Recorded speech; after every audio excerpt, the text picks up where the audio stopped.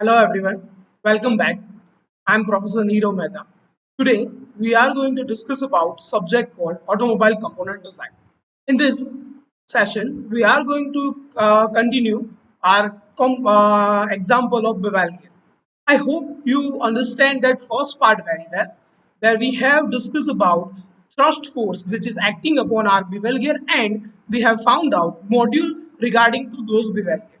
Now in this session we are going to discuss about those different criterias and dimension, namely its number of teeth, number of or diameter of a gear, and ultimately wear load acting on that. I hope you understand that point very well. So in last point, in last session, we have found out our module, which is m is equals to 5. Our module was m is equals to 5 mm. So depending on that, we have to find out number of teeth. Here we have diameter of pinion, which is 80 mm, and diameter of gear, which is 100 mm.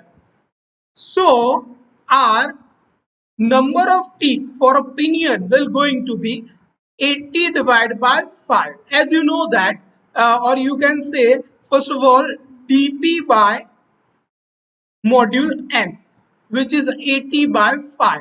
So number of teeth on that case will going to be, you know that different values or different for that will be 16, and for tg is equals to dg by module, which is 100 by 5, which is 20. So here, depending on module, what we have found out? We have found out value of teeth and gear. In last lecture, we have found out our value of module. How? Depending on our thrust load. How we have found out those thrust load? Thrust load depending on the same material where it has allowable stress, which is 55 megapascal. Now in this session, after finding this, we have to find our uh, we have to find our wear load. So let's get into this. What will going to be our wear load? Okay, so first of all, let's recap to last session. In last session, we have discussed about thrust load, which is sigma into cv into pi into b into m into y dash into l minus b by l. Now in this session we will going to discuss about our wear load. So what is wear load?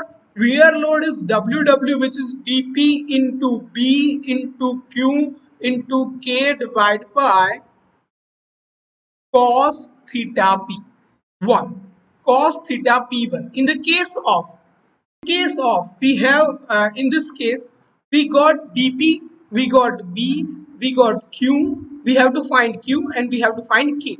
So now what is dp? So dp is 80 mm. What is b? So b we have found out depending on our module, which is 5, or you can say 5 into 1.2 into 12 into module, so 22 mm, which we have found out.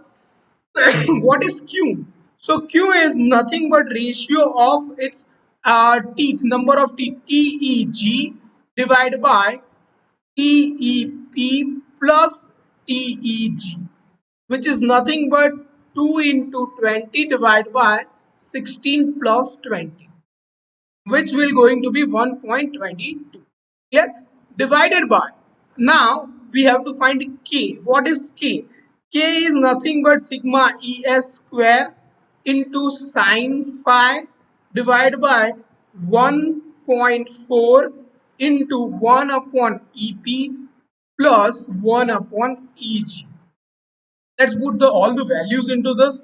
So value of sigma ES is 630 square into sine 14 and a half divided by 1.4 into 1 upon 84 into 10 raised to 3.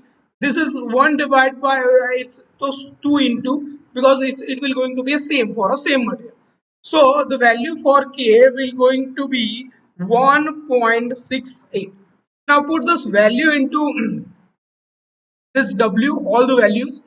80 into 22 into Q 1.22 and 1.68 divided by cos 38.66, which we have found. So ultimately value will be 4640 newtons.